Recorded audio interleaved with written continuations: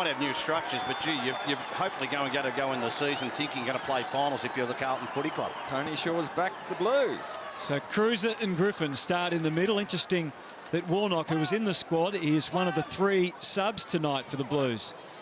As good to see Garlett and Betts both getting up in the middle and getting busy for the Blues. As Tui took it out onto the wing. Kane Lucas last week was good for a fairly high draft pick. He struggled a bit over the last few years, so encouraging signs. And again, Garlett in the thick of it down there. And the Blues start with a wonderful goal. Garlett at the outside of the boot. And both him and Eddie were right up in the middle at the start of that play, and they've both charged forward, Lynchy. That's great to see, and that's what we know Carlton have got at ground level, and that's why it was an important jump for Rowe, I think it was, in that pack there, because if you get the ball down to the ground, as Barry Hall was saying, you've got some potency at ground level. Now, we know the class of this man. If he can put this together, this sort of skill together week in, week out, he's one of the class players of the competition. So good start for the Blues, but more importantly, a very, very good attack at the ball from their big forwards. I think McNulty's be wrapped with that because they used the boundary line again, but then straighten it to that 50-metre arc where that sign is to make sure that you can score. At Collingwood, though, you used to go wide, but when they won the premiership in 2010, they hit the top of the score more than any other side in the competition. Garlett, 48 goals 2 years ago, just 29 last year. I guess that was pretty consistent with Carlton's drop-off for various reasons last year. Of course, a lot of injuries at the club. They had some key injuries, just lack of continuity of their best 18 being on the ground. 63 games, I think it was, over the period of time where they lost 30-odd games to their top 9 players the year before. So it nearly doubled. Both ruckmen told off by the umpire for not obeying the rule. That space that's required before contact is made. And the ball worked over the boundary line, now to bounds. Zach Tui there. Just he'll have the job on Ballantyne by the look of it. Beards are becoming more and more popular in the competition, aren't they, too? Unsure why. Dennis Collins used to have the greatest highlights in my time. You're a bit before my time, actually. Johnny Gastiff. You would have played with Johnny Gastiff. He used to have a beard. He did. Paul Pios. Paul G. Hutto. And that's Nick Kelly. Of course, Cade Simpson, one of the possible Carlton captains this year. Mark Murphy is another who's a contender. Moves it swiftly to Simpson, who advances. Casbolt's deep. He's got McFarlane for company. It's going to be a really good test for him. A class defender like McFarlane. I'm not sure. Yeah, it's going to be a tough matchup. I mean, yeah, McFarlane is an All-Australian defender. Got great closing speed, very good athlete, whichever end of the ground he's playing at. So it'll be a big ask on Casbolt, but the thing is, he just must present. It's not about taking the marks all the time, but presenting. Eddie Betts was in there minding for the footy. Crowley, Crichton, hard to miss as well. Tui over the top. Help comes in the form of Kane Lucas. The Blues squeezed in against the line. Here's Carazzo. Scraps it forward, but it's a little wayward and away from Andrew Walker.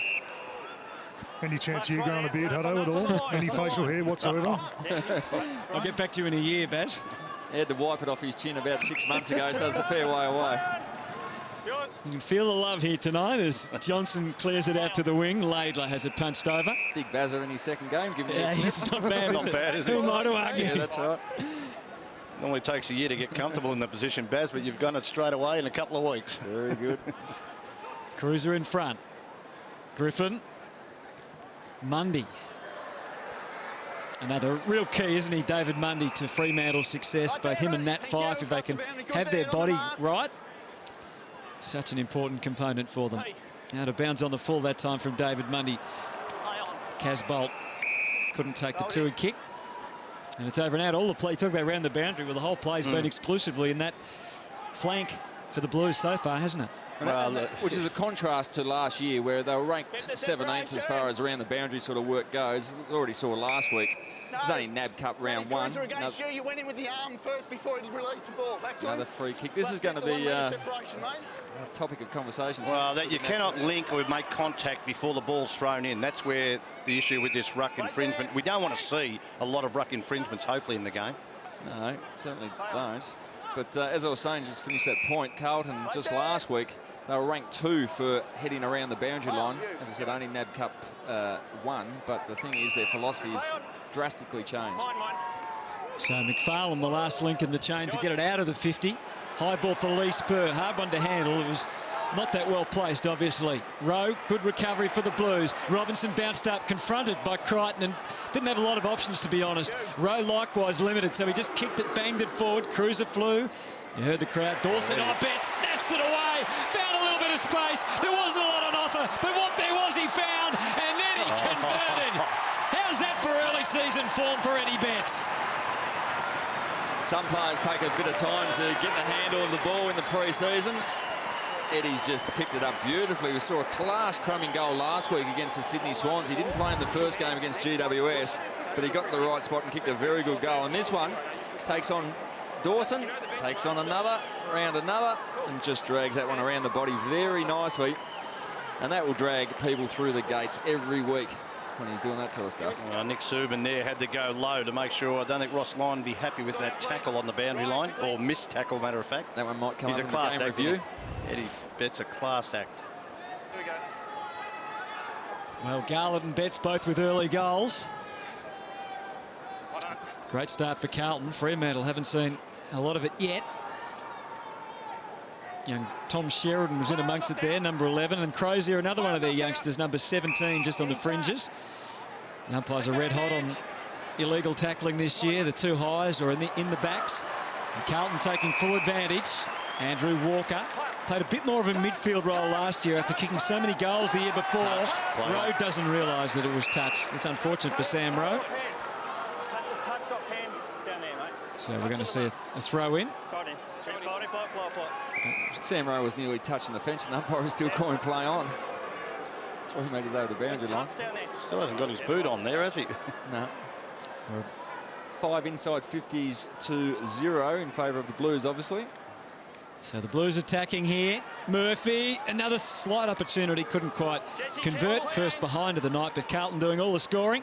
One man they'd love to have in their forward line is Jared Waite, and he's with us here in commentary to have a bit of a chat through this first quarter. Welcome, Jared. G'day, boys. How you going? Good start by your team. Yeah, it's been good. Couple of nice crumbing goals by Eddie and Jeff. Good start. And Freo trying to bring it out of defence. Johnson has the footy. A lot made of the youngsters last week in your absence. Casbolt and Rowe. Tell us a bit for Carlton fans as we see, crunch there on Daniel Pearce, about their progress during the off-season. Yeah, obviously Levi played a few games last year, recovering from a knee injury, but he was really good when he came in. And yeah, obviously Sam went through his stuff last year and has come out on top and has had one of his best, had one of the best pre-seasons going around. Ball out of bounds. Jared Waite with us, as you can see. Carlton attacking in the early moments of this second week of the NAB Cup. Fremantle have not had an opportunity in their forward 50 as yet. 5 times it's been in for Carlton. Robinson makes it 6 to the top of the square. Rowe couldn't quite get in the ideal position that time. Pearce to try and have an impact. Well, he was impacted upon, but just a fraction high by Sam Rowe. Things not going all his own way. Jared, you described Eddie Betts' goal as nice. Is that because you just get used to seeing that week in, week out? Yeah, he does a fair bit of those sort of stuff, but no, he usually tells the boys about it during the week. He was pretty happy with his goal from last week as well. I would have thought so. Well, he started it from the clearance last week, didn't he? The centre bounce and got back to it. I'm sure that's something the coaches would love to highlight, and Eddie, by the sound of it, likes to highlight it as well. Yeah, well, when you can do stuff like that. Kane Lucas on the outer side for the Blues, confronted by Dawson now, and applies a good tackle. Another good story of perhaps if Kane Lucas, who's battled, it's fair to say, despite being a high draft pick, and he looks like he's had a good pre-season. Yeah, he's probably been one of our best over the Christmas and summer. But yeah, he's found a new lease on life. I think Mick coming in's really sort of helped him mentally, basically giving him a restart. So really looking forward to seeing how he goes this year. Henderson will get back there first. Bradley trailing him in, and Henderson able to just be nifty enough to get it to Daigan, but he couldn't escape De Boer, who I guess makes a specialty of that forward pressure. And we'll have a throw in. Fremantle still not, well, they've been credited with 1 inside 50, so they've just gone in there once so far, Shorey. I was just going to say, their defence, Carlton, Jared, last year you had Jeremy Laidlaw, I thought one of the best intercept marks gone for most of the season. Just great to have him back, I would think. And Jamison with an injury-free pre-season. Yeah, and Jeremy was probably our biggest loss of the year. And just to have him back out, he's obviously come from the Geelong mould, and you can see the way he plays it. He's very good at intercept marking, and obviously Jamo, such a critical part of the back line, and yeah, looking forward to seeing him have a good year. How are you travelling, mate? I mean, you've struggled with injury over the last 4 years. It must be extremely frustrating for you. For such a talented player, I'm sure that Carlton supporters, again, are frustrated as well to see you out of the team. I sort of got through before Christmas without an issue, and then hurt my calf about 3 weeks ago now. And it's just been a little bit slower than everyone would have thought. But having said that, it is only the first week of March, and I sort of want to get through to the second half of the season this year, and it's it should be not too far away. Oh, that's very encouraging, I'm sure, for a lot of AFL supporters, for that matter. The voice of Jared Waite with us from the Blues, as they've made a very promising start here. Fremantle, and we saw Hayden Ballantyne copying it from the crowd. Nothing unusual about that. Arnfield going in hard. Here's Zach Clark, well and truly wrapped up. And again, Arnfield, a specialist in that area. And in the back, apparently. I think Mick Moldhouse would like the way that Arnfield goes around the game. He's had, in every side he's coached, and had a lot of success. Normally 1 to 2 players of the ilk, and even premiership sides have that type of player. Arnfield long, Walker in amongst 3 Fremantle players. Again, Betts was there. Oh, McFarlane, one step too many, and he's paying the ultimate penalty. There's a couple of guys in there laying the tackle, and they just look around to the umpire to say it is indeed Casbolt's footy. Surprised Eddie hasn't come from the bench to get this goal. Doesn't mind that one. Yeah, look, it's been super impressive, the pressure they're put on inside 50, Carlton. It's obviously been a focus for them before the game. 11 tackles to 8 thus far. And you can hear the explanation going McFarlane's way. So Casbolt, fresh from his impressive performance last week, should slot this one through. And he has. Carlton lead by 19 points. Levi Casbolt kicked 2 goals last week, and he starts with 1 here, and it's 3-1 to nothing. We hear, Jared, that Mick Moldhouse has a distinct style of play that he tries to implement, and I mean, he's certainly long kicking, sticking to the boundary line. How long do you think it's going to take to make that an habitual sort of tactic? I mean, obviously under pressure, it's going to be very different to the summer training. Yeah, and when you're playing, you obviously teammates, everyone knows what they're doing, but our game structure hasn't really changed much this year compared to last year, just a few little tweaks, but it hasn't changed so much that it's not going to take us a whole year to sort of change those little things. So it's why it's really important these games for us, especially when you're a new coach, that you implement it early, so you're sort of going into round 1 and the rest of the season, you know exactly what to do. Fremantle finally getting an opportunity with their best and fairest from last year, Ryan Crowley, given a free in the middle against Bryce Gibbs. 8 to 1 inside 50, so this might be their second for the quarter. Pretty hard on any forward being up there with only 2 inside 50s. Bradley's got a couple to contend with. And we think the first one only went to 48 metres. Yeah, exactly, and that one about 45. Comes to Pearce. We know he can strike the ball well. Can't curl it around enough. They're on the board with the behind. And the margin is 18 here. Now, we know Daisy Thomas was the sort of coach's pet. He used to have a little kick with Mick pre-game. We did notice there was a player having a kick in the warm-up with Mick pre-game. Is this becoming a regular habit? Now, Hutto, you have to help me out here. Who was it we saw? Well, we saw it was Jeff Garlett as the ball gets smothered over the line and out of bounds. So has it been established as a routine, do you know yet, Jared, or not? I don't know. I wasn't up last week in Blacktown, but it wouldn't surprise me if young Jeffy's just getting in there and having a little kick with the coach. You could do worse things, I would have thought. Yeah, exactly. I think I might be starting to do that once I get back. Tui, it was a wild-looking handball, but he had Allard in mind. Pearce again, trying to weave his way through and didn't panic. Sees intention of the kick. And it's going to be the result is after Crozier. That was a superb kick. I mean, it wasn't a clean mark. It was some reasonably good defensive pressure there. But the fact that Daniel Pearce weighted the kick to the favoured side of the forward, basically what had to happen was a free kick had to be given away.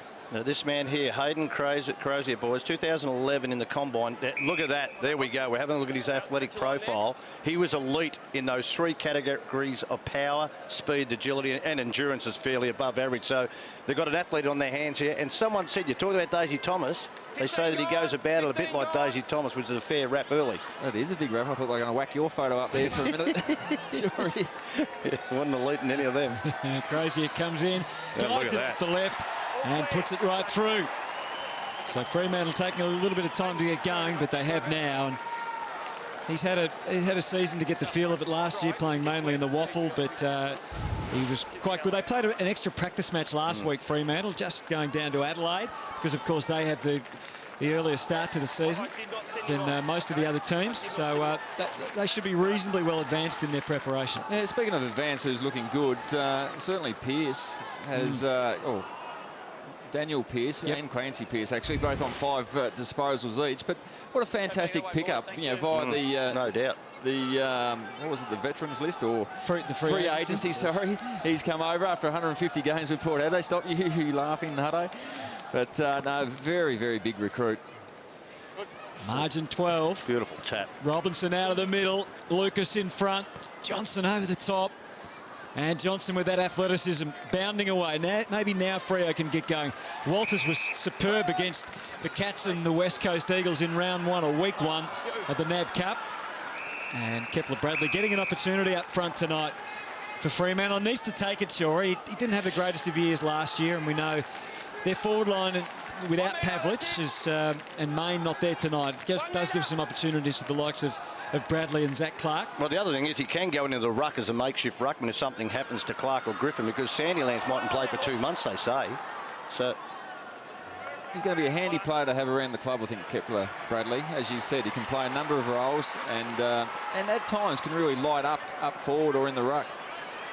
Jamison, Carazzo, Lucas. Oh, well done. And he just wasn't quite sure where to kick it to. Yeah, I don't think Nick Moldhouse would like that kick going there. Well, he was looking across the ground and saw nothing he liked. I think Subin bombs it away, and they've got some numbers here too. Real chance for Bradley. Maybe the communication could have been better between Bradley and Walters.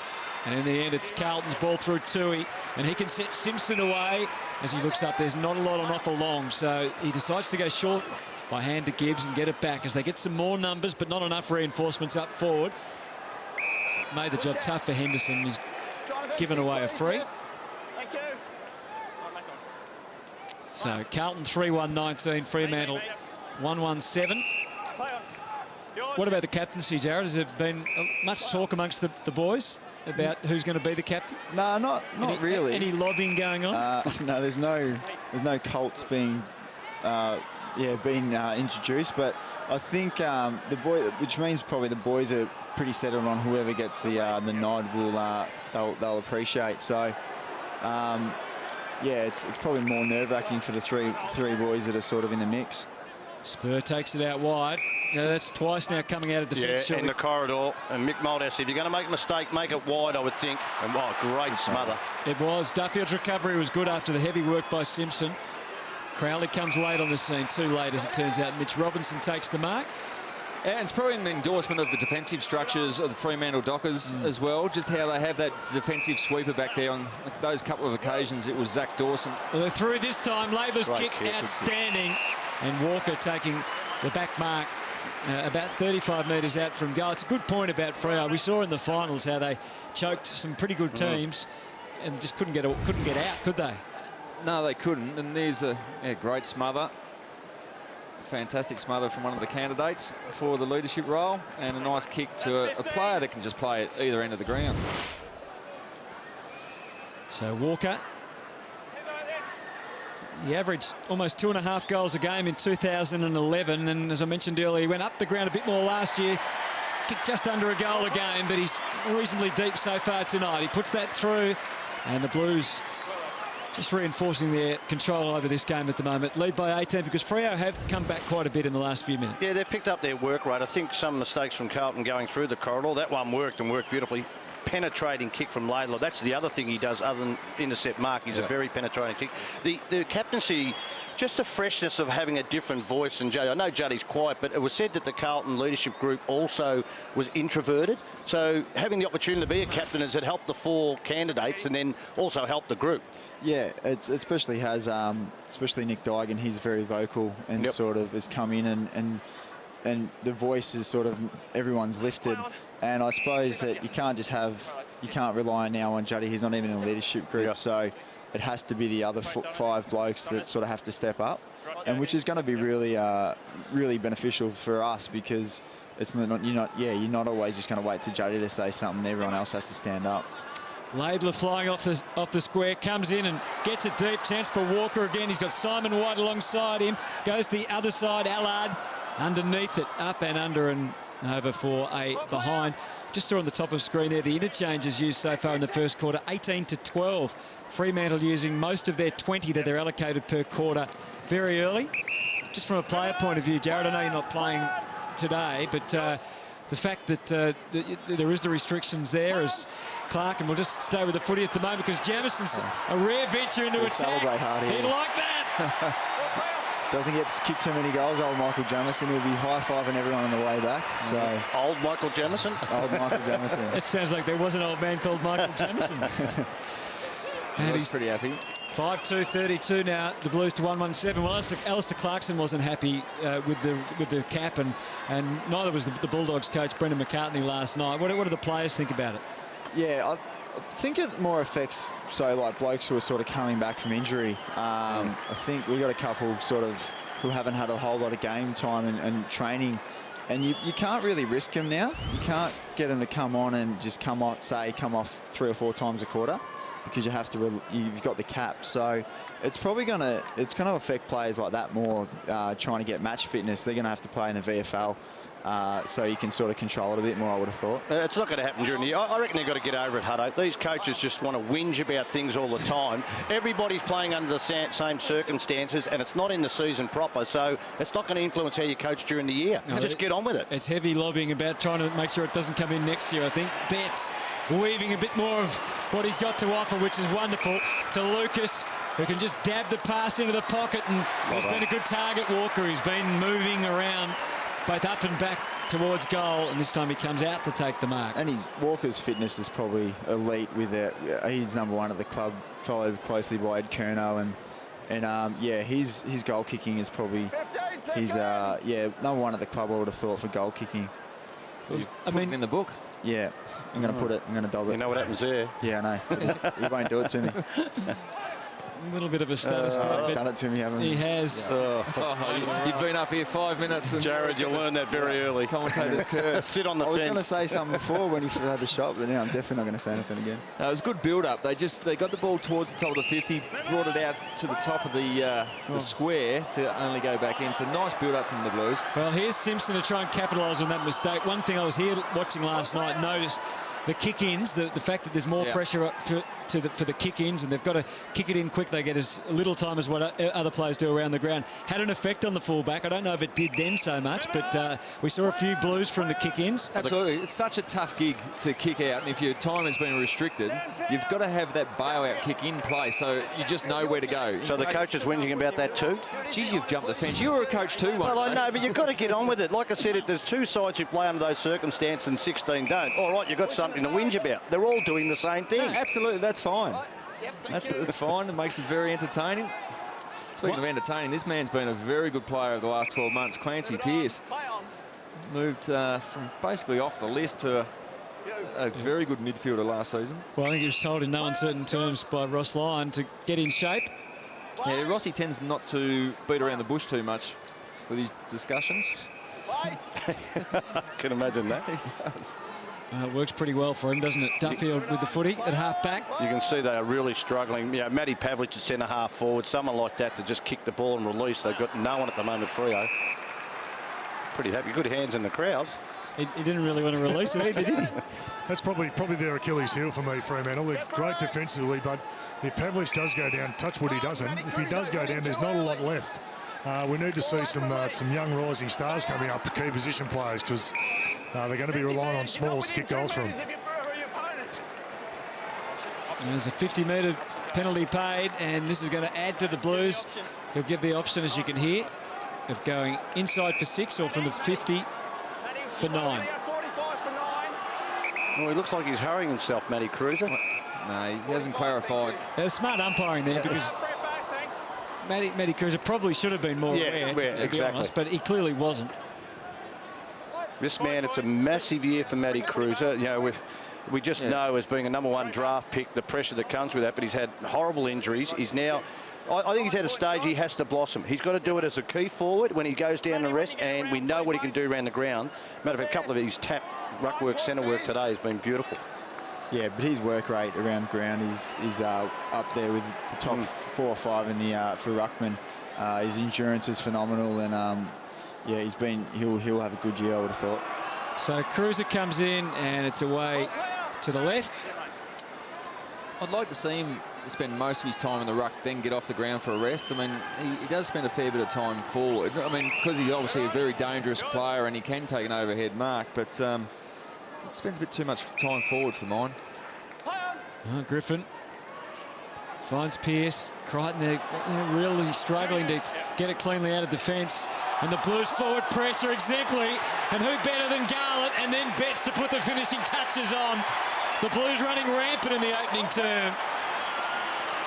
And they lead by 34 points in the opening quarter. Well, Barry Hall picked at that forward pressure. Mick Malthouse would be very happy, and he's there talking to players on the bench and probably the coaching staff. But that, just the speed factor, not to kick goals when, like those, the Garlett and Betts, what they do is they can chase you down. And I think that's one thing, Jared, that not those two, you have to have a number of players with that thinking and that mentality to want to be involved defensively. Yeah, and pretty much from the word go, Mick said, if you can't defend, you're not going to get a game. So it doesn't. It's not just for the smalls; it's for the talls.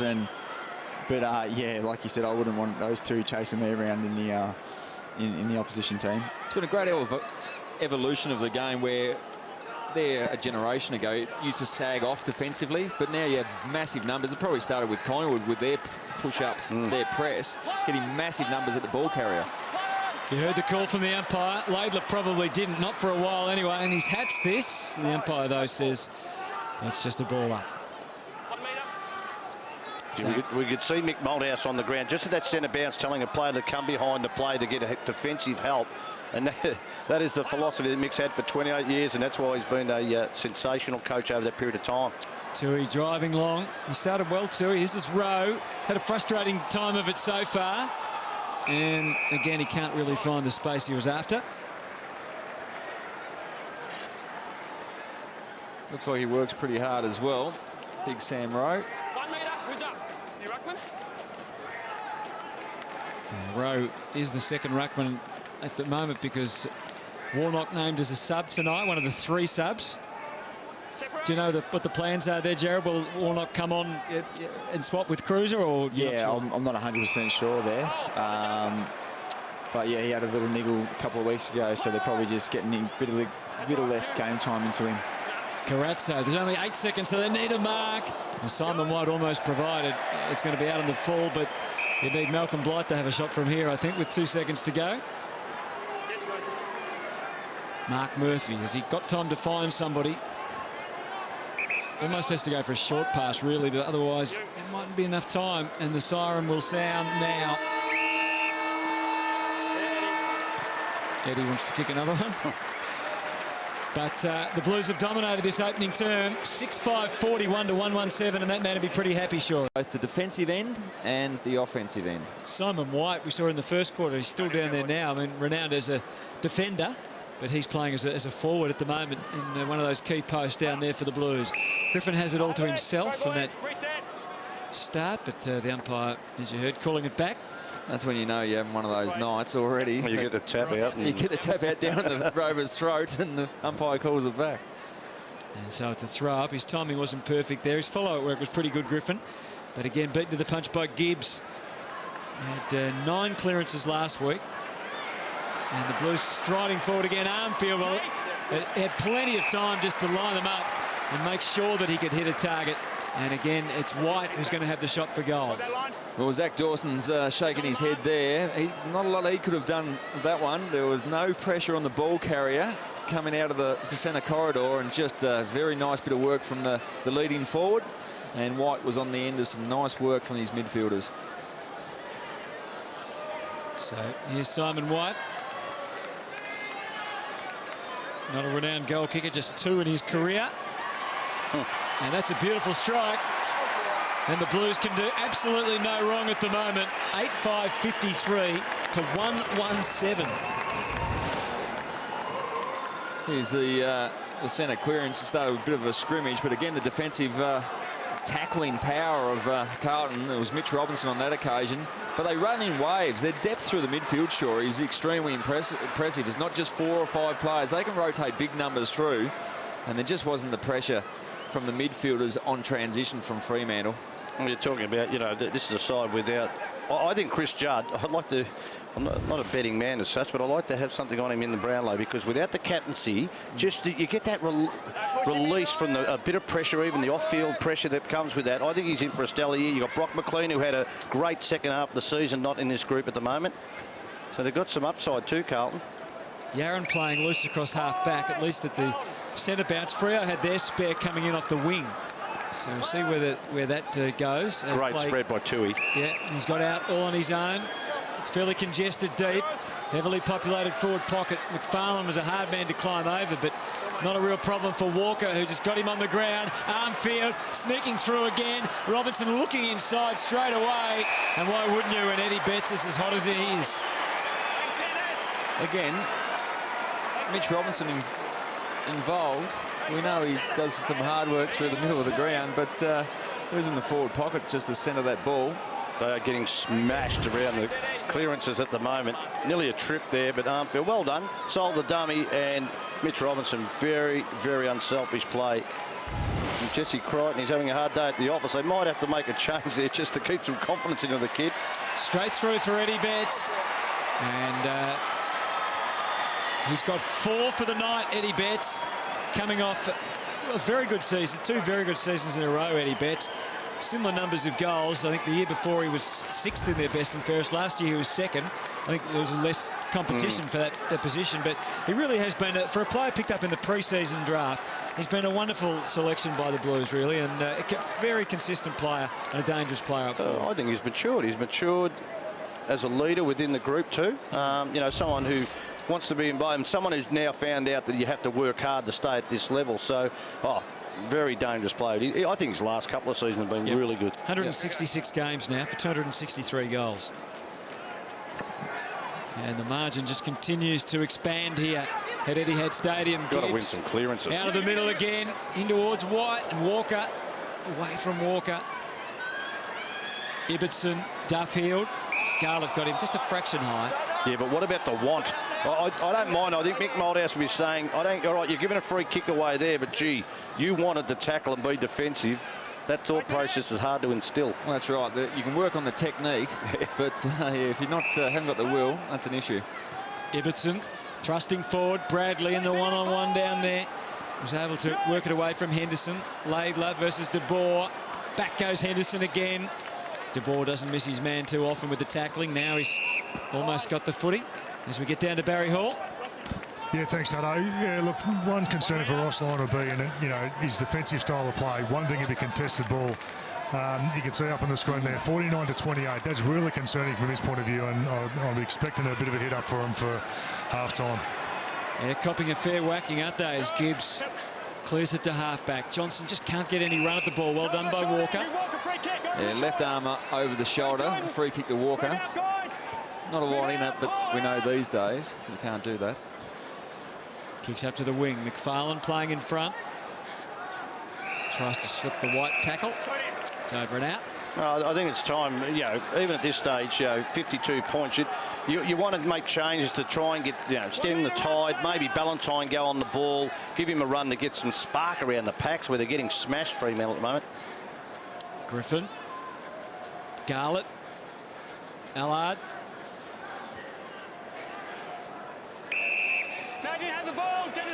I wonder whether Ross would consider making a move even with the substitutes. I'm sure it's more about game time and all that sort of stuff at this stage of the year, but just to put a rocket up a couple of players. Yeah, not a bad point, I don't think. It might be, but I think he will stick with his structures and try to get his players to work through it.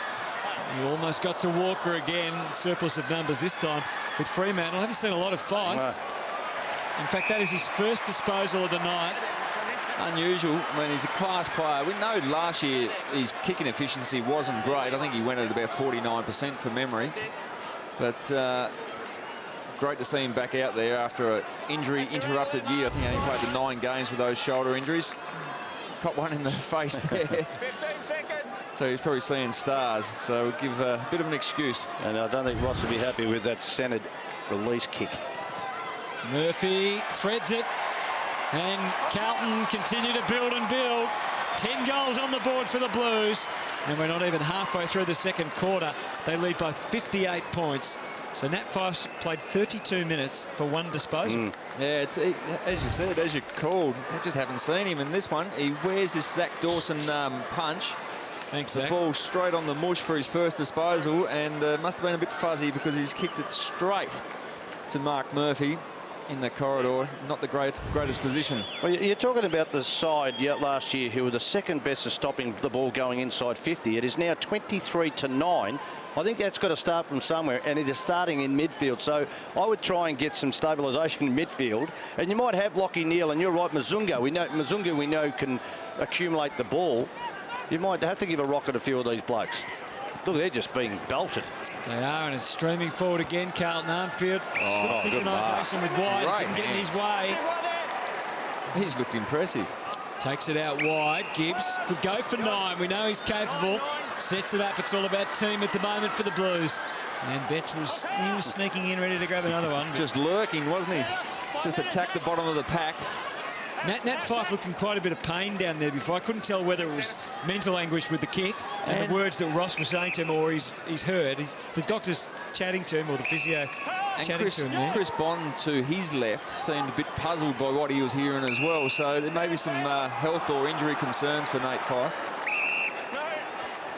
Look at those Carlton players on the screen now, trying to push back. Again, a Malthouse trait of getting numbers behind the play. As soon as the transition, you lose possession, you get back.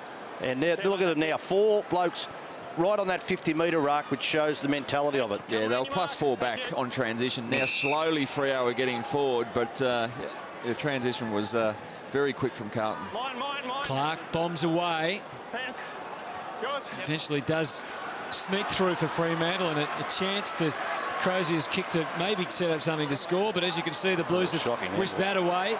It fell for Gibbs. Sleight of hand, terrific to Lucas. They can cut him up through the middle. Yaron's running. The handle wasn't great, and Duffield was able to gobble him up. Unfortunately, Good tackle. It was a great tackle, important tackle as well, because they were away. the handball was just behind him a bit, wasn't it, which Yeah. made it tough. Casbolt was just steaming inside the forward 50 for the pass. Diagon over the top there with Henderson. Ballantyne keeps it in. It would be an amazing goal. And unfortunately for Hayden Ballantyne and Fremantle, it's not to be. He's running with a beard as well. An American werewolf in London there. You plucked that one from, sure. Oh, just werewolf look. Bit of late night TV for you last night, Jory. Nothing else on, Tony? No. Ebertson and Lucas. The ball goes over the line and out of bounds. A bit hard to know how to follow that up. No, really, it is. isn't It's pretty tough. So, certainly from a Fremantle point of view, they've just got to try to get the ball in their hand and control the tempo of the game for the next 5 minutes. Just try to slow things down, because at the moment, Carlton are just ripping them to shreds through the middle of the ground. They run off defence. Big news here. Looks like Chrissy Yaron, boys, is coming to the bench, limping off in that tackle he got in the centre corridor. Oh, attack at the ball. That's a start. Spur found a way when plenty haven't so far. Ibbotson for 9. Now he's landed the Played at goal. 9.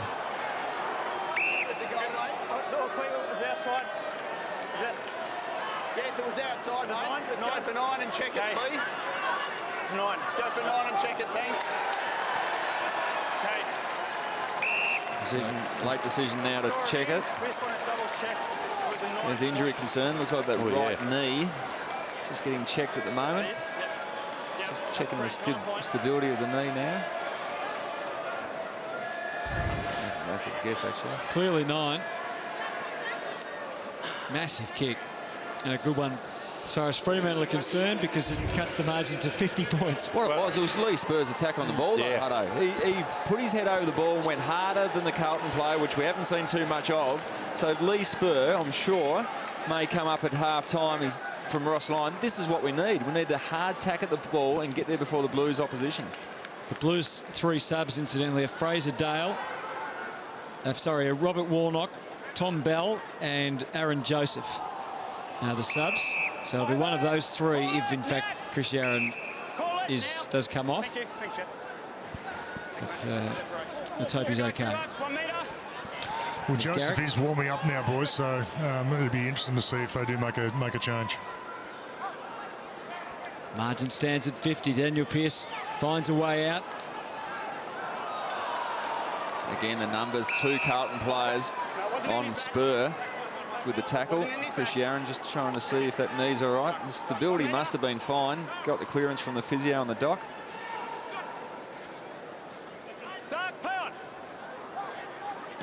Maybe they can come up with a couple of goals in a row here, Fremantle, to try and work their way back into this game. Free kick going to Clancy Pearce. Decided to stick with number 46 too. Sometimes, you know, a player has a good year, Lynchy, and they can get a bit of an upgrade, but he's obviously decided just to stay with the 46. Yeah, he could be the greatest 46 that Fremantle's ever had.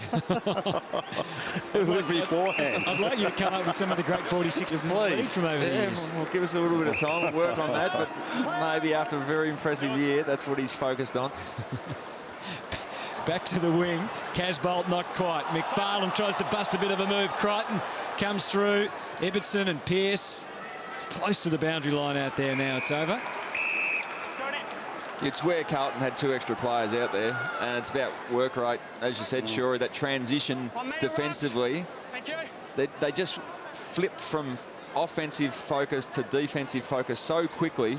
They're getting extra numbers of the contest every time. One of the greatest, arguably the greatest full forwards of all time, wore 46 at one stage. Tony Lockett. Tony Lockett. Yeah, that was the second time that Sydney won it, I think. He's come back. The big fella was about 20 kilos lighter as well. And it was a big 46 across the back. It didn't help though, did it? I mean, no, I think he thought he should train himself and get fitter, and just that didn't work for the big man. Lucas finds Murphy. So the Blues just did a little mini challenge. They've been just pushed back a bit by Fremantle. Let's see how they work this down the line. And that's just what they do, just set it up. Rowe was there. There were a couple of Casbolt as well, and Cruiser. So all the big blokes were there as the target. Oh, held on the tackle too long there. Yeah, and that's fair enough. We know over the last few years, if you continue on with the tackle, especially if it's gone over the line, you'll give away the free kick. So against Simon White, Mundy whips it into the middle. Johnson, Pearce. We talked about, there's a lovely pass from Walters, who's been reasonably quiet after being terrific in the first match. Finds Ballantyne. Talked about Pavlich, talked about Sandlin's not playing, but Stephen Hill's another one they really, you can actually see his absence is hurting them tonight. Here's the free kick. Just a bit stiff, wasn't he? Just on with the tackle. Well, the thing about Stephen Hill, and you've got Daniel Pearce. You know, Daniel Pearce was tagged for probably the last 2 years at Port Adelaide, so they're going to have to tag one of those players, you would think. And it gives you a couple of runners in your side if they don't go to him. So Ballantyne, Freo looking to come up with consecutive goals, but it's not going to come off the boot of Hayden Ballantyne. Not yet, anyway. Let me tell you, the Fremantle forward line, and you see the crumbing of Garlett and also Betts. Ballantyne doesn't get that opportunity because I think that the Fremantle key forwards aren't presenting it as well as they should and standing their ground to get the ball to ground level. It's wishy-washy in the way they're attacking the ball at the moment. Well, I'm not sure how impressed Mick would have been. We saw a torpedo misfired there from Jamison. And then a free kick given away by Mitch Robinson. And great courage. Might create a goal here for Fremantle with Matt de Boer. Spot on, Shuri. Great courage. Good work from Hayden Ballantyne as well, just to protect the back of his opponent. Just see the jump from Mitch Robinson that didn't quite get there. But his Spur spears it in, and good work from Ballantyne. Took the legs of his teammate de Boer, but good protection. He's clicked that one away to the left, and Fremantle really not making the most of opportunities that they have created in the last probably 10 minutes, you'd say, Tony. When yeah, no, they've lifted, and I think Alistair said it when they had a couple of players run hard at the contest. Oh, he's got to kick it in himself before he can play on. That's a baller. That rule's been the same rule forever. Yeah, exactly. They've never been able to do that one. Hayden Ballantyne giving it to Chris. He's just realised I mucked that up. It's because he had less time than he's used to, and that's why it's put them under pressure. Oh, there you go. Oh, he's missed that. Gibbs comes through, cleans it up off the last line. Robinson fighting hard to get there now. Garlett, it's all ahead of him. There is some players running back to give him some targets. He's intent on going it alone at the moment. Hurried kick to half forward again. Probably the coach wouldn't be all that thrilled with the decision-making or the execution of Garlett. McFarlane is bereft of options too. He was trying to ponder what was ahead, but there wasn't much for him. Big handball from Pearce. Pretty much went straight up and down on the spot though. White had it knocked away. It was Murphy and Gibbs to come on the scene and add a little bit of class, and we needed some. It wasn't a great passage of play up until then. But Murphy and Gibbs and Carlton fans would love to see that time and time again this year. Well, Alistair, I'll tell you, when you look at Daniel Pearce there, that was like, I don't want the pressure with me. I'm going to handball to anybody else who's under enormous pressure. Just get it away from me. Kick the ball 60 metres up the ground. Yeah, no, that was terrible decision and poor execution. Too much class through the midfield. Whereas at the other end of the ground, this is one, he'd be disappointed with this one. This is just, and he actually, I think he said it to himself. Whoops. Tried to make up for it, but the ball movement from the Blues was just too good. Other end of the ground, when Fremantle were dominating play for a few minutes, they just weren't able to capitalise. Bryce Gibbs, 10 disposals, 5 clearances, 1 goal. Mark Murphy with a goal and 12 disposals for Carlton. They're their leading possession winners. Allard gets it out. Armfield, and they're inside again. Carrazzo this time. He comes in and puts another one on the board. So they may have paused for a little while, the Blues, but they're fast forward again now. And the margin back out to 60 points. Well, can I just follow on with that Bryce Gibbs, the stats that you gave then, Hutto? The big one for me is 6 contested possessions. You know, we know he's been a class act. He's been a bit of an outside player, and I don't mind that. That's the role he's been given. But I think Mick Moldhouse would look at that. Look at the contested possessions. Murphy 6, Gibbs 6, Robinson 7. We expect that. Eddie Betts 6. So they're spreading the load and winning contested possession. I think that's probably one of the greatest stats or biggest stats of the top 3 of winning any game, isn't it? If you win contested possession. You need players through the midfield that can get their own ball. Carlton have them in spades, but they've also got the guys that can then transition outside and finish the play off. Some really good work there. Belton them contested possession, 64-45. Chris Judd is going to join us at half-time. So interesting to get his thoughts on what he's seen so far and just track his progress going into the season. They're going okay without him at the moment. The Blues, Jamison generating some more run. Yaron, he's allowed a handball this time. Takes it out to the wing, and Allard's kick goes up towards centre half forward. That's a good strike. Got to play that up, higher. It's a little unlucky. Would have thought ball hit the ground was the decision from the umpire. Let's have a look here. Do you have enough of this? Oh, you pay those. Yeah, please. Pay those. You got crunched as well.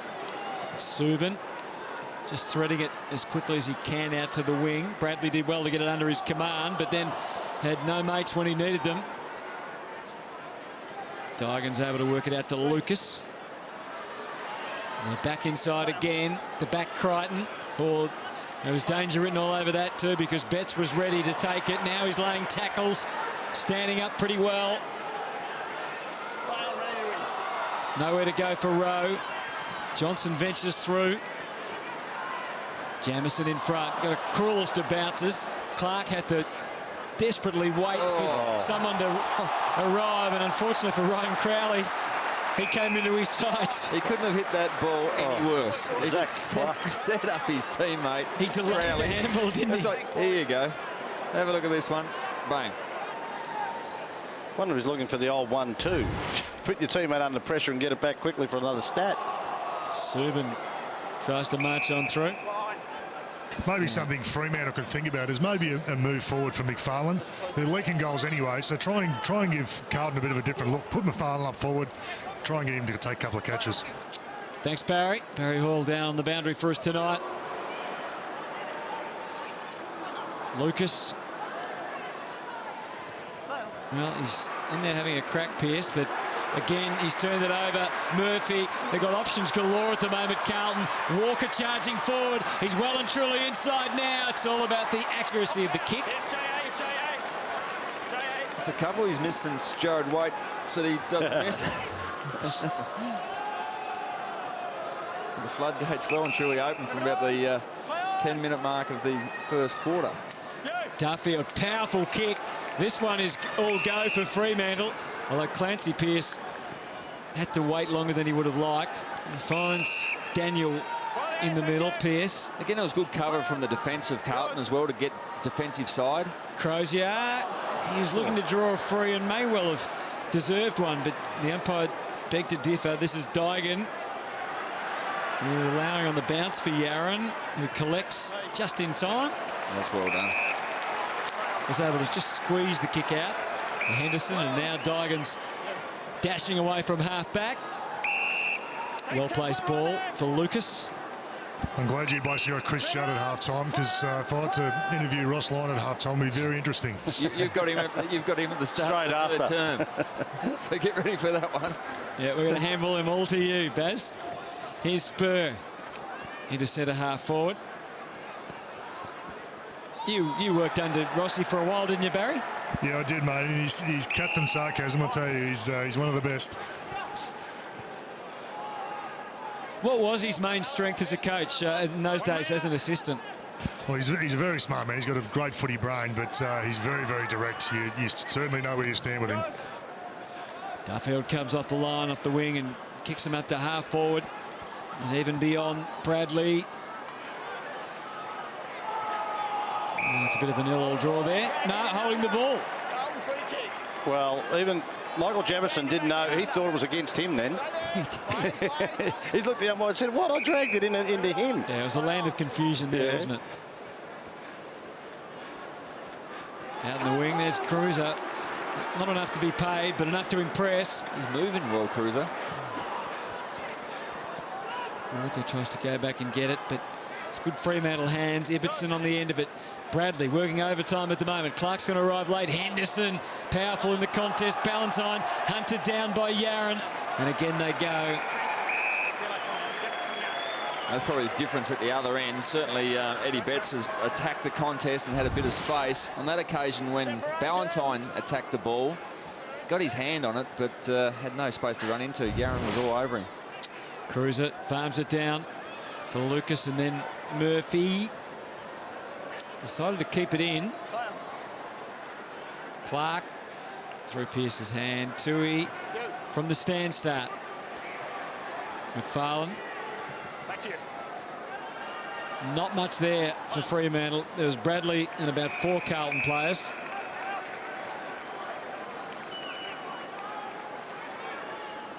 Need to be able to hold the ball in the forward 50 just to generate a shot in this last 25 seconds. Yeah, down to, as you said, down to the last 20-odd seconds. Betts sweeping in for Lucas. Back for Gibbs. Probably not enough time for Carlton, you wouldn't think. Armfield right on that line. Here's Betts. They're out. They are, but there's only 5 seconds to go. Armfield. Let's see if Casbolt can take a good mark. He can. Used his body well. Need the siren. Siren's going to sound. Now the barrel. You've got to tee it up. Here he goes. That came straight from a full forward, didn't it? I think you're going to kick a goal from there. You've got to have a pin. All right, well, impressive half of footy. Be interesting to hear what Chris Judd has to say after the break when he joins us, Lynchy. It will. They were so impressive. Their attack at the ball carrier and the attack at the ball from Carlton was far too good for the Fremantle Dockers in the first half. Yes, they've kicked 12 goals, 7-79 the Blues. Fremantle, a super goal, 1-3-18. And Carlton's lead, as you can see, is a whopping 60. Respond to some degree, but as Barry mentioned, I'm sure Ross has had plenty to say during the extended break. Yeah, the first 2 minutes of this quarter is going to be very interesting from a Dockers point of view. Still no changes at this stage. In fact, young Sheridan's been subbed out, so there is one change. We'll get to that in a moment as Mundy does get an opportunity, and it just clipped the post. It's behind anyway. But it was a clearance from a centre bounce, and an inside 50 didn't hit the target, but it was clean. Off hands, and Out of bounds. So Muzungu has been released into the action for the start of this third quarter here at Etihad Stadium. Griffin muscles up with Cruiser. Plenty of numbers around the footy. Fife. Flash through. That's more like the Nat Fife we know and generally love. The kick not so flash. And in fact, 1 minute, thanks. out of bounds on the full. He's had two kicks. And butchered both, which is a bit harsh, but he's been under pressure both times. Henderson, that driving ball out to the wing. Casbolt looked likely. Here's Fife again. And again, no room in the clinches, and maybe didn't do enough to show that he wanted to get rid of it. But again, great signs for Carlton fans. Casbolt just launched himself at that pack and put the knee into the opposition and split the pack open. Just what you want. You won't take all those marks, but you'll certainly be predictable for your crumbing forwards and midfielders. Ball just dropping a bit short. Rowe, Cruiser adapting well, although he too not helping out his team all that much with the handball. Fremantle showing much better determination at the moment. Crashing through Ballantyne. Bradley's given him an option here, Muzungu, who, as we mentioned, is on the ground. And here is Bradley up against the line, snookered by Gibbs. And it's over and out. See Zach Clark's now coming to take this ruck tap out, but I think he needs to have a go. There you go, Casbolt. I love that too, Lynchy. If someone's going to stand in your space, make them earn it.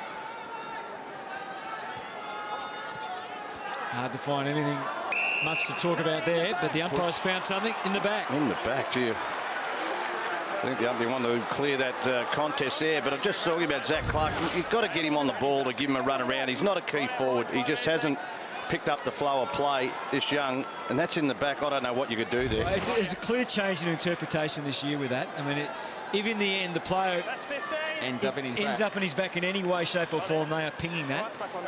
And the players are going to use this to their advantage. There'll be knees collapsing left, right, centre. You just lay flat, don't you? Yep. So the umpire's going to have to be right onto that. Subin.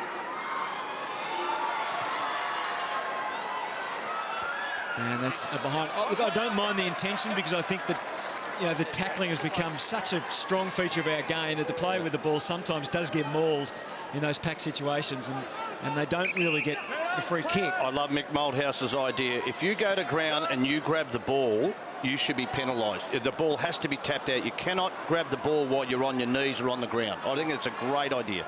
That's the Irish way too, isn't it? Well, at least it keeps no congestion and keep the ball flowing. Well busy intersection at half forward. Casbolt coming one way and Ibbotson the other. Now Gibbs marching towards the line. Walker, the path just opened up for him enough. High ball. Garlett had a little look and just to try and work out where it was going to land. And in the end, he runs onto it and he curls it back with a bit of panache as well. Nice kick from Jeff Garlett. Just the polish at one end of the ground, and just Fremantle just struggling to get through the big sticks at the other. But Johnson had a fair chunk of that, but just didn't do enough. But here's the speed, just to get that separation between you and the chaser. And that was a nice little drag around the body from Garlett. He's had a good day. He's kicked a couple of very handy goals and had a kick with the coach in the warm-up as well. we think that's the key, don't we, at this stage? That is the key. He's done that very nicely. Eddie Betts has been on fire as well. So the crumbing forwards well and truly on top for the Blues. Just shows the variation in danger between both forward lines. Fremantle had the ball for, nearly, I think, 5 minutes into their forward half. Couldn't score, and they go forward once Carlton, and just the class at ground level. So we'll do it again in the middle. Cruiser and Griffin. Oh, great athleticist. And Bryce Gibbs was in the perfect spot. Couldn't escape this time. Mundy sets them clear. De Boer. Clark out to meet it. Well done from Murphy. Yep. Just got in the right spot. A bit going on. Jamison and Clark. Put himself in the firing line, didn't he? Well, he was there. He was there in the right spot. If the ball wasn't handled properly, he was there to grab it. Rowe had the leap. Just timing was just only a fraction out. Now he's wrapped him up high. Straight back, thank you. Clear.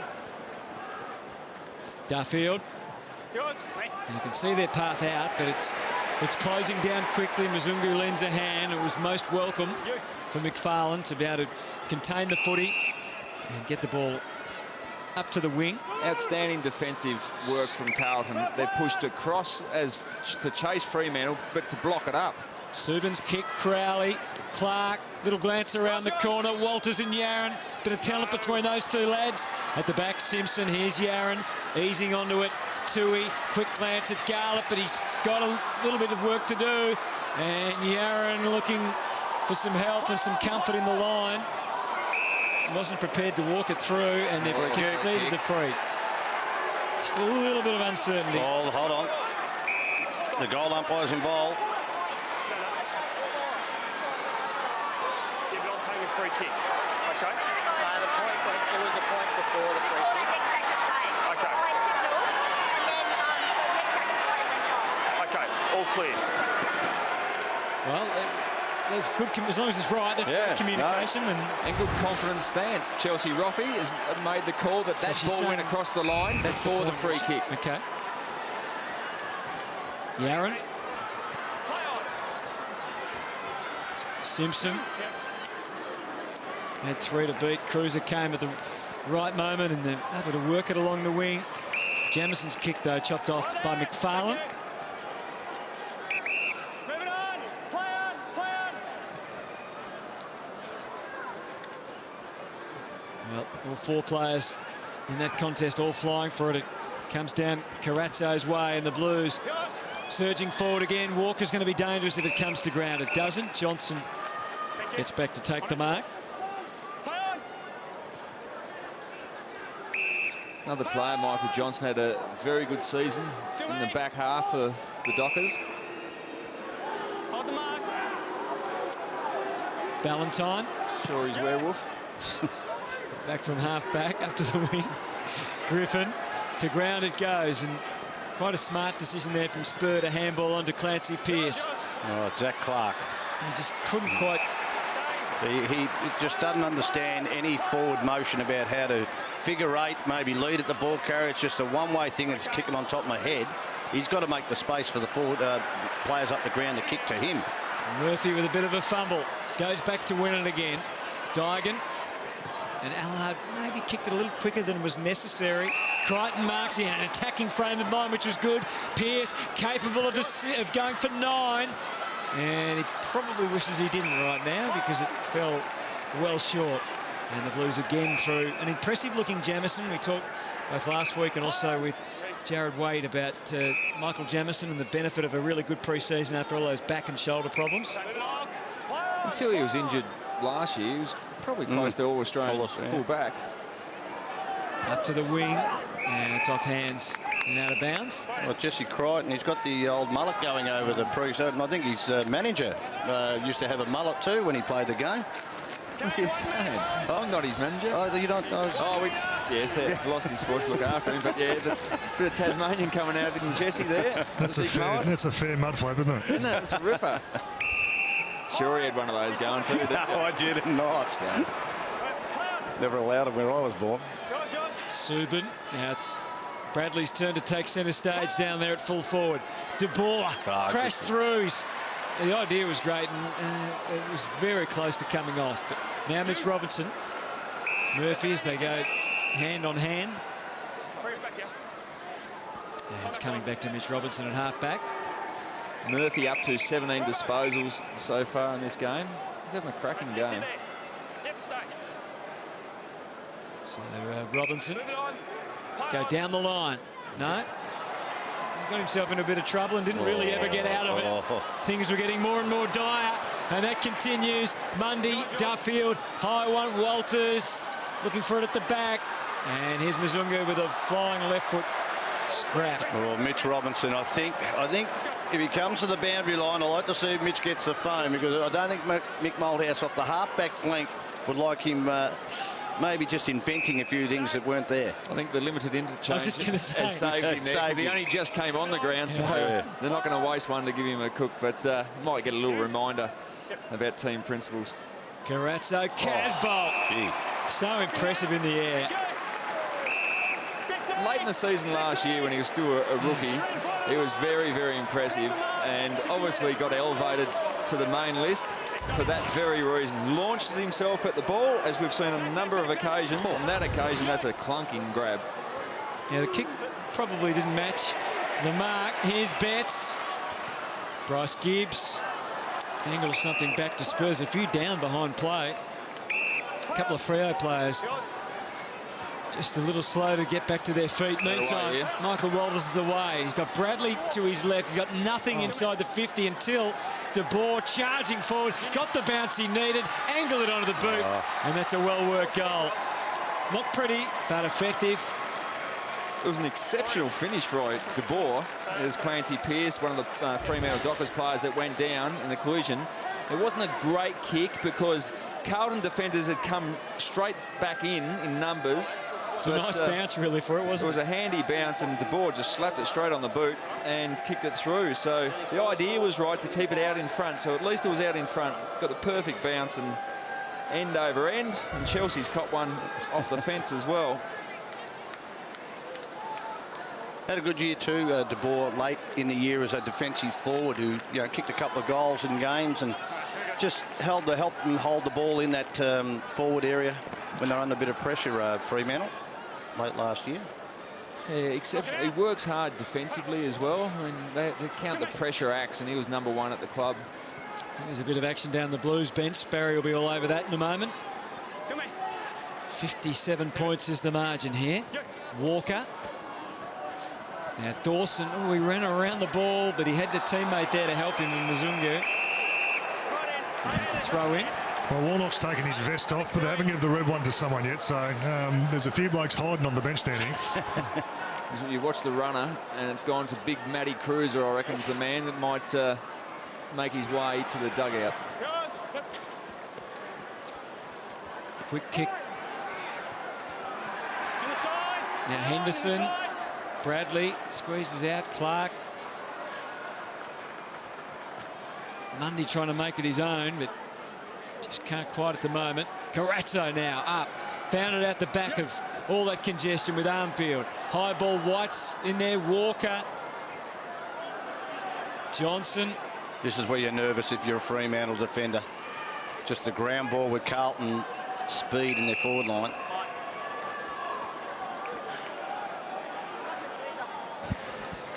Looks like it could be Sam Rowe, boys. Yeah, looks like you're right, spot on.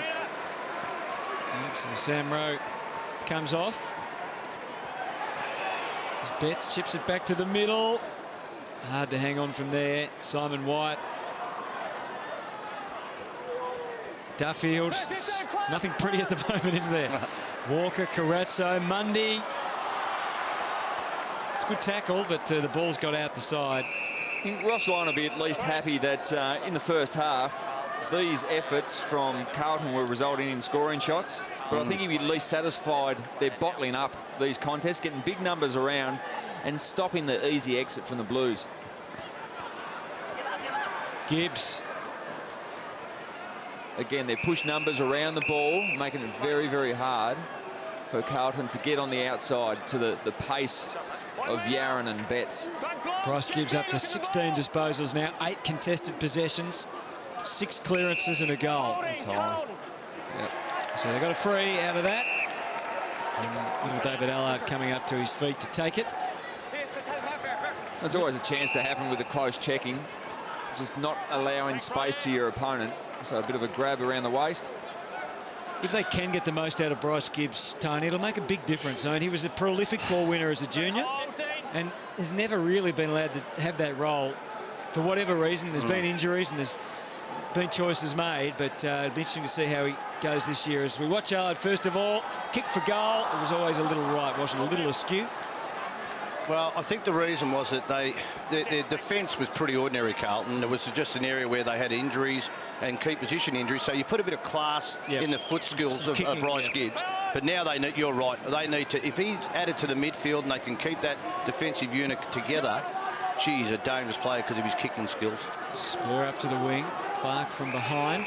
So that's where Zach Clark, he's got to put his knee in the back of that player like Casbolt loves to do That's what you've got to do. You've got to be aggressive as a big player. Can you teach a player to do that, Shorey? Well, if you don't, you just say, you know, every time I want you to go to the ball, you go at it 100%. And if you knock yourself out doing it, bad luck. But at the moment, that's the one area of his game. It's the urgency's not there. Lucas to Yarra and the crowd suddenly on their feet and interested in what was about to happen, but it didn't quite eventuate.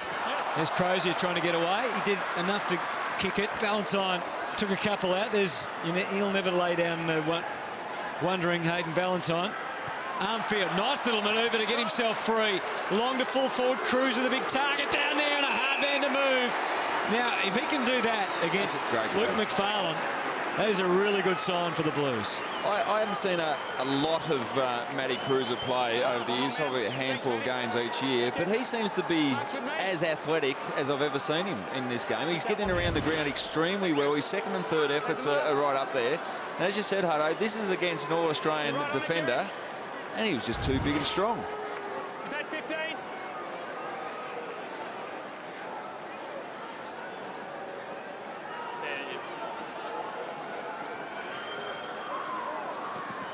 And through it goes. So lots of positive signs for Carlton tonight. And there's another one. Cruiser putting through his first goal. He's had 9 disposals tonight. And he's done some lovely work in the ruck as well, Shorey. Well, Lynchy, I've been watching this all night. Look at that athleticism. This is a man who's had knee injuries for a fair period of time.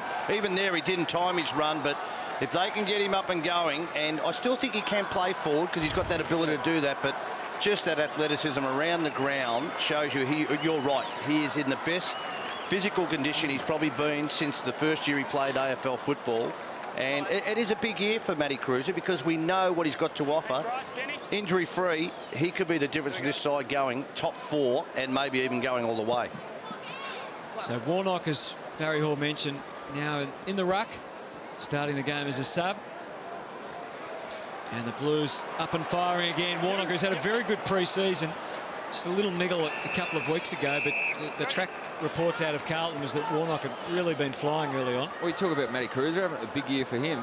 Big year for this man too. He had injuries last year. Yeah, it's a big year. You've got Sean Hampson as well. You've got some young ruckmen coming through and some young big forwards as well. You wouldn't think Warnock, Hampson and Cruiser can play together. I'm with you.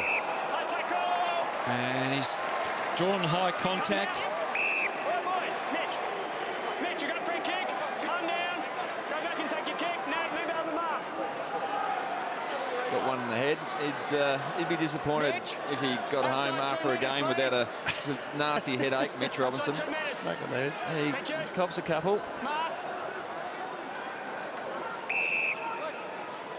I was surprised, boys, when Warnock actually signed at the end of last year, because if Cruz is up and going and Hanson taking catches, it's going to be tough for him to get a game. There would have been opportunities somewhere else. I thought it would have been the right time for him to, if he was going to make a move, to make that move then. Yeah, it's a good call, Barry, because I think there's a lot of people that thought that. Yeah, even when he re-signed, people think, well, it's just still a trade. might trade him. Exactly. But they didn't, and we've seen clubs lose ruckman, haven't we? And go, oh, gee, I wish we had you. Well, there you go. You can never be quite sure whether you need 5 or 1, because if your one's a gun and he stands up, then you've got 4 there just hanging on the list. Well, the other thing is you've got to know which ones can play as a forward, an outlet forward. We know Cruiser can probably go down. It hasn't shown it, but we know he can do it. Hampson can mark the ball. Warnock hasn't shown that, and that's the issue with him. Can he go forward and mark the ball? I reckon 3's enough. They won't play the 3 in the one side, I wouldn't think often. Mitch Robinson was able to get it out, and the kick goes across the face from Carazzo. Well, so much in modern football, you have to have an extra string to your bow. And if you're going to be a backup ruckman, it can't be your only string. You've got to be able to do something else to get yourself in the 18. Warnock played 5 AFL games and only 4 in the VFL last year. He's 26 years of age with only 58 games. I mean, he's missed a lot of footy with injury.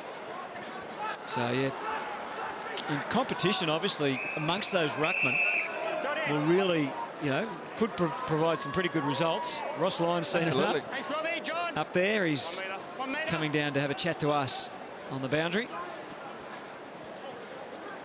I'm sure he's looking forward to that. And I think you're going to go one-on-one with him, Lynchy. Don't be shy. Freo player down behind play, got a head high hit on the blind side of the umpire. That's Clancy Pearce again. Henderson. Carazzo. Not his most memorable handball, that one, but they get it forward. Not for long. As Griffin heaves it out to the wing. And Walters able to get there. As Lucas tries to work it forward, we can go down to Ross Lyon, the Fremantle coach, who's been good enough to join us. Hasn't been a great night, obviously, Ross. So how have you seen things? That's probably an understatement, isn't it? I was trying to be gentle first up. No, look, I think it needs some brutality. That's no problem. Deal with the facts. Certainly our contested ball, our ground ball right from the get-go has been really disappointing. Our centre square bounce clearance work. The two biggest, centre square bounce, clearance, I think they kicked 4-3 out of the middle in the first half, which is world record pace, and then some really terrible turnovers in the D50, you know, not giving us a chance. So Carlton have played with real intensity, great spread, and I thought this quarter, though, we've come out better intensity, won some 50-50 ball, you know, and had some entries, but we've sort of struggled to convert as well. So, yeah, it's not a great look at the minute. Is that the only positive you can drag out of the night so far, Ross? The fact that contested ball has lifted and your attack at the ball carrier certainly has picked up in this third term? Certainly lifted, no doubt about that. And then the entries this quarter, there's some Lee Spur 50-50 balls been really good. So, there's some... The other positive, we're getting some minutes in some blokes that clearly desperately needed. Some Crowley first hit out, 5 second, and Mundy. So we'll get some hit into them. We've exposed some young players, Crosby, Sheridan, and we'll get Neil going in the last quarter. So I thought Daniel Pearce has worked really hard and got a lot of balls. So there are some signs for us. I guess one of the hard things for anyone, but particularly for the coach, is to try and to know what to read into any result in the NAB Cup, but particularly one like this. Is that, do you sort of know where the team's at? Look, it is difficult. Look, I've been on the end of worse. 09, lost by 80 points in the last practice match going into 2009 against Port Adelaide, so with 4 or 5 players out. So, look, you can recover, it can be done. It's a sharp wake-up call. We've got a derby round 1 against West Coast, so you wouldn't want to turn up. And it just shows how much is played above the shoulders. So, you know, you watched Geelong and Adelaide today. Adelaide and Freo played each other last week, so we're probably in the same boat. So worked each other into poor form. And there's one. Yeah, you'd be pretty happy with that. Good transition off the back line and run into some space. As you said, Lee Spur, he's been one of your good, real positives over the last 12 months. The rookie list out of South Australia, started up in Queensland, but we thought it might have been a bit of a turning point when he tacked that forward 50 ball in the second term. Was really positive signs for a young player. You're right, it's significant. He's dog hungry, you know, off a rookie list, waited a few years, come out of Central Districts, a strong club, and it's got high standards. So, you know, that was leadership at the right time. 50-50 ball, and on the back of it we get a goal. But then you have another passage where we try and kick it overhead of the goal square. We drop a chest mark and we have a look away handball in defence and Carlton score. So, you know, that's the yin and the yang of it. We want more of the 50-50 ball and more of the basics. We were just talking about Zach Clark too, Ross, you know, with what's happening with Aaron Sanderlands. You've got Griffin and Clark. Is it a big time in Zach Clark's career at the moment? He's a young player, but does he show enough as in that dog sort of stuff for you? Yeah, look, last week he was our best forward. Played really well. He looked like he'd come of age a little bit, but you wouldn't want to be a forward no, not the way tonight, yeah. You know, so... Look, he'll grow into a ruck, but he's specifically a forward. Like Pavlich and Main back in, they'll come back next week. He'll be a lot better supported. You know, you get Hill back in, Barlow back in, and all of a sudden things turn around a little bit, and you can look differently, quick. You know, better, quicker. So look, but tonight I thought, you know, Jamison's a really good player. He's in good body work. So he shows he's got a bit of work to do yet, but it's been a difficult night for our forwards, no doubt.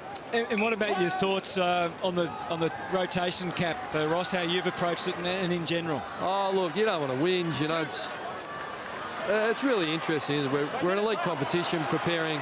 You know, we're under a lot of pressure to get the points. So they are trialling it. I understand what they're doing. We're supportive of trials, but you just worry about your players, and you're trying to normalise it for round 1, but I just deal with what's put in front of me, mate. I don't worry about it too much.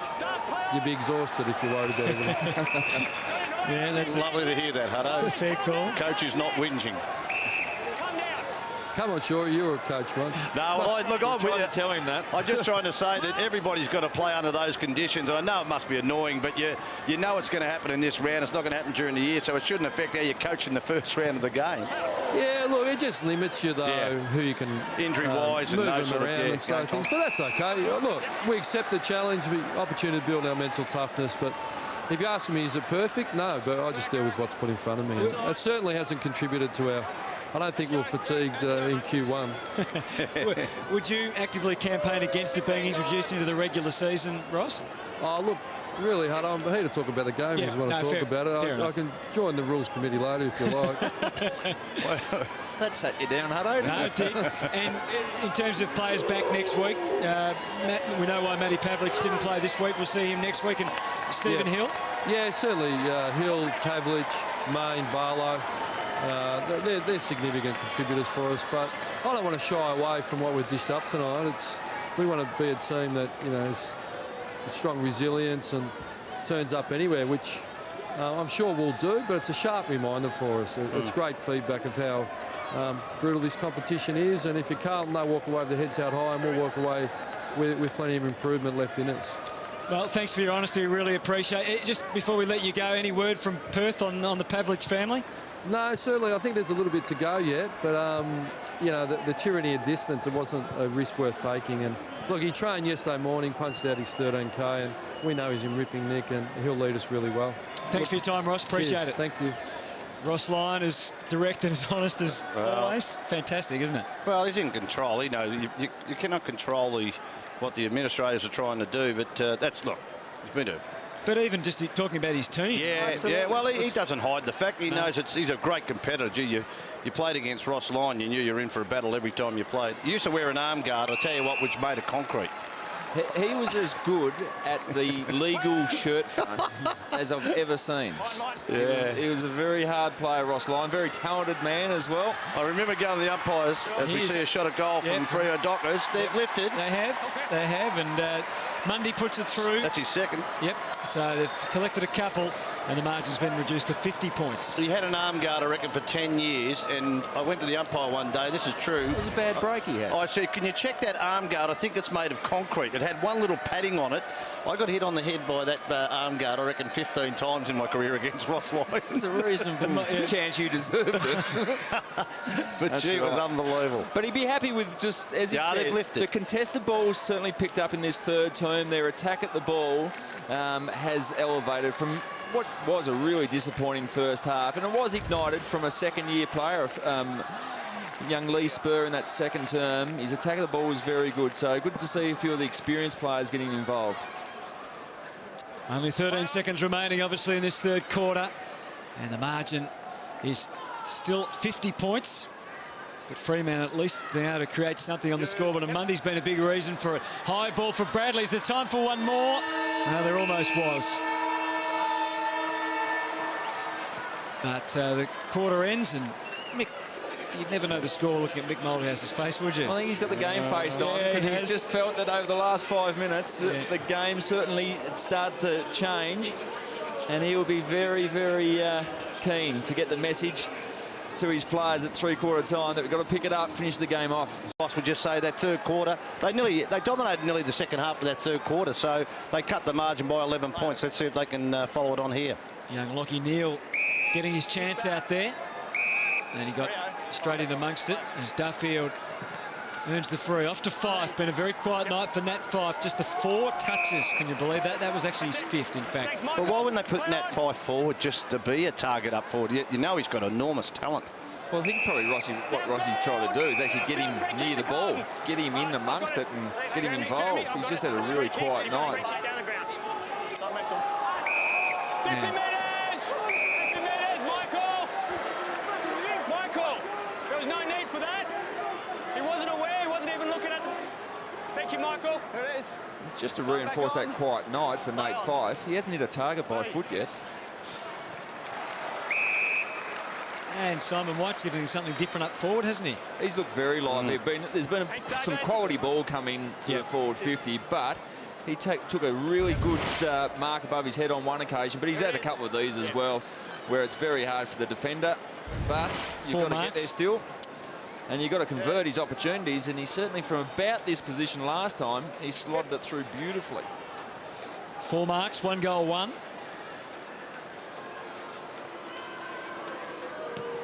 And that's just a little too far to the right. One thing he has done, boys, he's moved all night, which makes it hard as a defender to keep up with it. He's moved and worked all night, which has been a good thing from his point of view. Do you think he looks like he could be he's not going to be a major player up forward, you wouldn't think, Barry, but do you think he can play that position at least partially? Yeah, definitely. Well, as I said, his work rate's been impressive, and his tackle pressure's been good too, so they're all good signs for him going forward. Yaron screws it back, and that's almost the grab. Casbolt again in the air. Flying snap from Zach Tui. He'll enjoy that. In fact, it was Mitch Robinson, apologies. He'll enjoy it anyway. And so Robinson kicks the goal. And Carlton start with a major and lead by 56 points now. Good work overhead again from the big forwards. And nice little snap around the body. Nearly hit the back of that post, but he's had a big night, really, hasn't he, Robinson? 19 disposals, 12 of them contested. And we didn't get a chance to probably ask Chris Judd, but he would be highly respected in the midfield of Carlton because he is, you know, tough as teak, and he just throws his body in. And he's got a bit of class on the outside as well, but you know what Mitch Robinson's going to dish up each night. I think he's become a better player than people gave him credit for. You know, we know he's tough, but he does accumulate the ball and get in positions, like even there, just to get that spillage on that marking contest. Ninth in the BNF last year. Duffield, the head down, earns himself the free. If you're coming 9th in the BNF in a class team like Carlton, you're more than a good, honest trier, aren't you? Oh, Mzungo had to go, and he did. Picked 40 originally, wasn't he? Mitch Robinson. Ball back in. Murphy. Yaron. Joseph hunted down by Walters. And the game eventually opening up a little for Johnson. Bit of Lairising there. I don't think Mick Mould has to be happy with that. Just that stanza of play, loose handballs. Lumbering Griffin to the lumbering Bradley on that occasion. And Henderson, he hunted him down nicely there, Kepler. And the ball goes out of bounds. Oh, he's given the deliberate. I think Rossi was talking about support in different areas. When you've got, you know, Silvani can support the defence. You've got Stephen Hill, we know, midfield. Aaron Sandilands, well, it's just a total package. Pavlich, Main, and Barlow midfield. So you're getting a lot of senior players who just bolster every area, make it easy for a younger player to have an impact. Yep. Carlton's in the same boat too. This is the thing about the NAB Cup you've got to understand. Garlett running for Casbolt again, spinning the ball around, just trying to work it down in the white direction. Couldn't quite bypass Johnson. Cruiser was just sweating on him in case he made an error. He didn't. Now it's Spurs ball to deliver. Not much margin for error there, but he finds Mzungu. Some hard running by Lockie Neal at centre half back. You might just see him on your screen in a moment, but he decides to revert back. But he was about the only one when Carlton covered that far wing. Duffield tries to kickstart something. There is Neal. Looks a likely tie. Spreading it out wide. Clark runs back over it. Joseph, Diagon. And they're all clamouring for the footy. It's good to hear Ross Lyon said he was one of the better forwards last year, last week. In a practice match. Clark. Yeah, young man, big. I just don't think he knows what his position is. Or maybe what his body can do at the moment. I mean, yes, exactly. He's a massive man. I mean, he's played a fair bit of footy on the wing.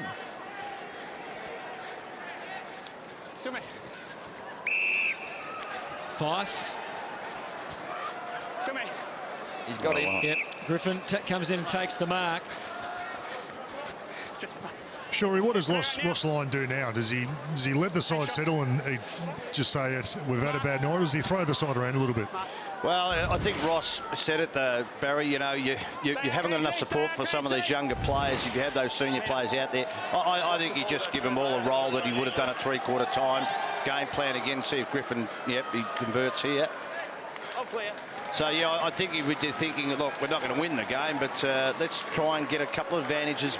Do the best you can in the role that you've got for the team. Well, that's right. It still is a rehearsal for the main season. So they've got some drills and some structures they just want to keep drilling into the young players. It is tough, as he pointed out. There's the fact that there's both teams actually have senior players out.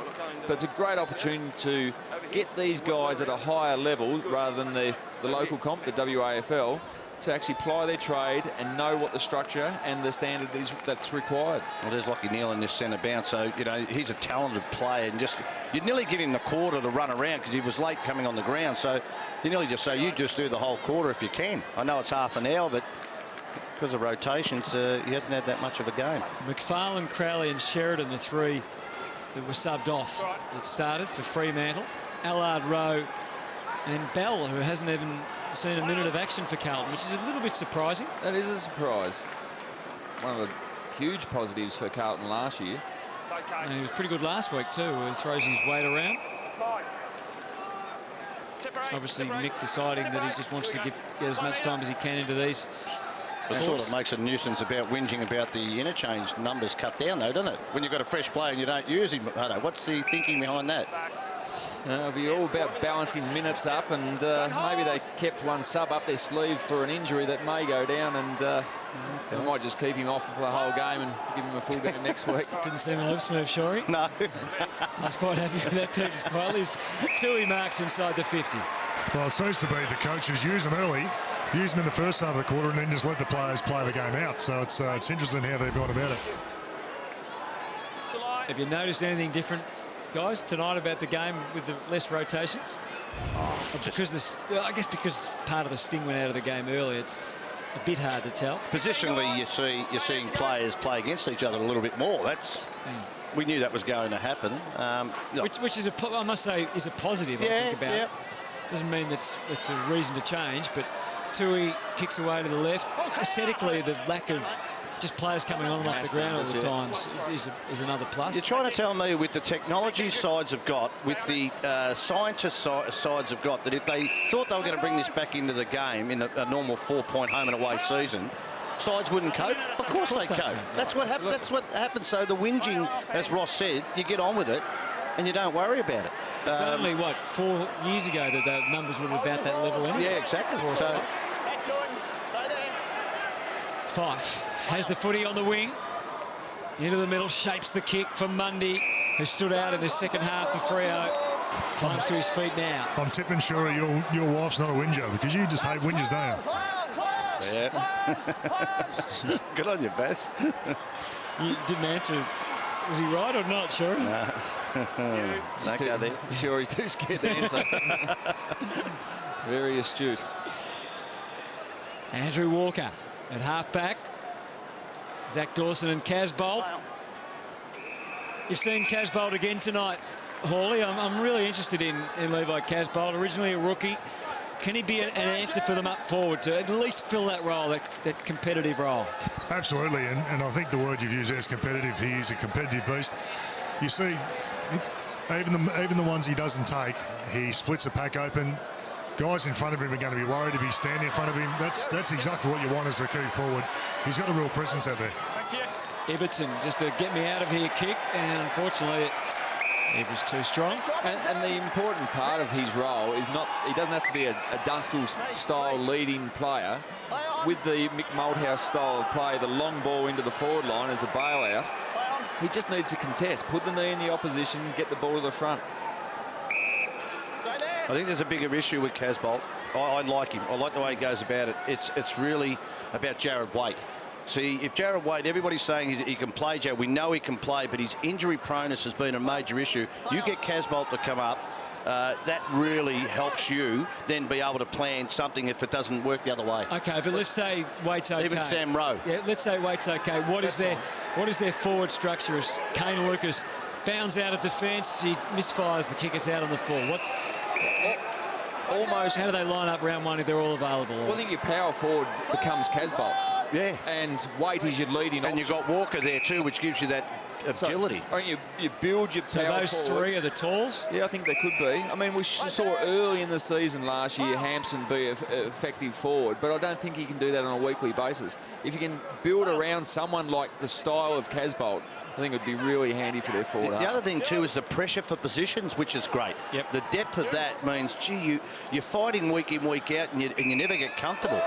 And you've got to remember, Lockie Henderson's spent a bit of time played forward forward as well. So, I mean, ideally, they'd probably like to see him cement the position at centre-half back, but he's another option. Johnson.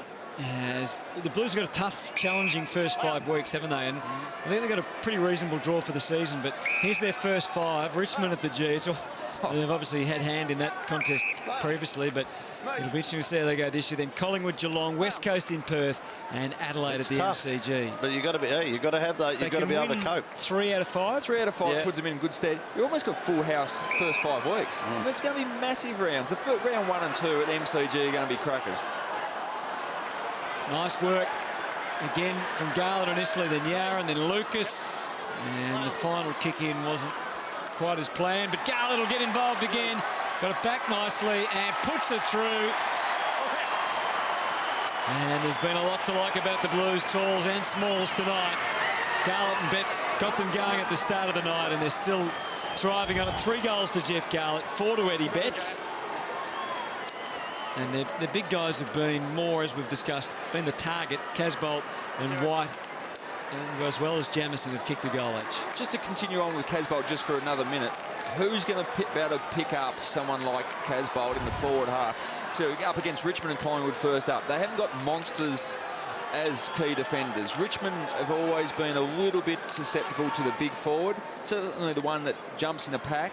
Collingwood can be much the same. Brown, Keith, Keith. Well, if he comes up, I mean, Keith might be the option there, but certainly a big, strong forward. I just love the flexibility of Carlton. It's more about what you've got to offer as a forward setup. And, you know, we've just seen here tonight, no Main and no Pavlich. How does Fremantle's forward line look? You know, so you've got to have that next string to your bow if things don't work your way through injury. And Casbolt doesn't need to kick 50 goals. No. He's a 30-goal kicker, 25-goal kicker, but the contest. Well, he's given 5 to those crumbing players in Betts and Garlett tonight. Have a look at from the other end. Ballantyne's kicked a point and Walters has kicked nothing. So that's the variation. And he wins the day again. Yaron comes away with a clean pair of heels up to the wing. Tough one to handle there for Ibbotson. Simpson. Interception from Subin. Impressive high ball. And they got the leap from the side, and it had to wait a while before it came, but that's Tanner Smith, who was a sub for most of the night. We'll talk about him shortly, but we've got to stay with Armfield now for the Blues. As he tried to angle the kick for Gibbs, just lofted it way too much, though. Crichton was able to come across and now get some good help from Fife. Crozier. 50. No. Oh, no. No, it's a Mizungu, I think, being accused of a bit of blocking in there, so the umpires just get out of there. Move it on. So just the frustration from Crozier. Not a lot of movement forward.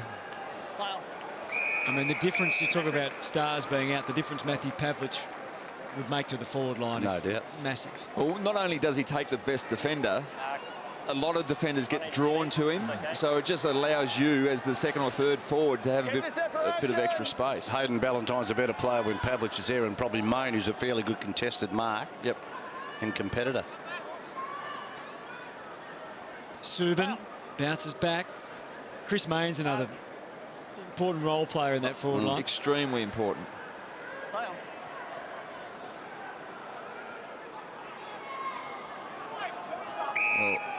And he's back. There's that new rule. Yep. I don't mind that because it looked like he fell forward. I think if you just don't move with your body and the person, like Subin on this occasion, did he just drop his chest into the ground? It was Subin to pull that person. Yeah, exactly. He might have. Well, good on you if you've got the technique and you know there's a change in the rules. Play the rules of the day, they say. Yep, absolutely. And cheat if you can. Manipulate the rules. Well, I mean manipulate, don't cheat. Thanks, Bryce. Just there, mate. No closer, please. So we'll wait on the kick. The Blues have made that final sub. We'll get to that in a moment. Subin comes in from 35. And it's just about there, but it's a little way to the right. So the margin is 56 points. That's fine. And it's Andrew Carrazzo who's the barrel. final sub as Jamieson goes for the big torp. It almost makes it to the centre circles. It's going to make it down the other end quickly, although Garlett for once fumbled after Walker got the handball to him. Spur to Mzungu. 6.5 to go. Margin is 56. Hold. Lockie Neal. Play on. So maybe there's a medical reason for Carrazzo coming off. Be interesting to see that. He was getting some words from the doctor. Deliberate. Deliberate. Hey, 10 knock. Hey, sets. Stay outside. Saying Jeremy Laidler meant to kick that ball after he was slung in the tackle. Mzungu, he's almost to be accused of deliberate there as it kicked it deep into the pocket. Substitution alert, substitution alert. Carlton in 28, out 44. Carlton, Straight up, boys. 28, out 44. So as we said, Tom Bell is on the ground and Carrazzo has been subbed off for Carlton. 109 playing 53. Pearce, that familiar left foot away for a behind. They just haven't been able to convert those half chances that they've generated. I mean, Carlton have had plenty of opportunities that they've missed as well, but they've kicked a number of tough ones in their 16 goals. Yeah, we're going to get another torpedo. We are. A bit of entertainment. And he hits that beautifully as well. I think it was even better than the last. Matthew Cruz, a free kick. Got it. Now forward 50's open if he can get it in there quick. He's looking to lay it off. Crozier may have nearly encroached on the protected area. Walker almost got a run. Oh. Just stolen off the pack by Garlett. Little look behind him.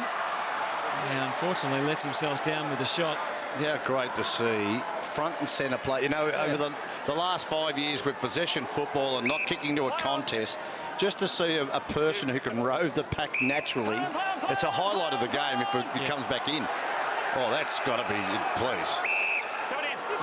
Young Tanner Smith gets away with one there.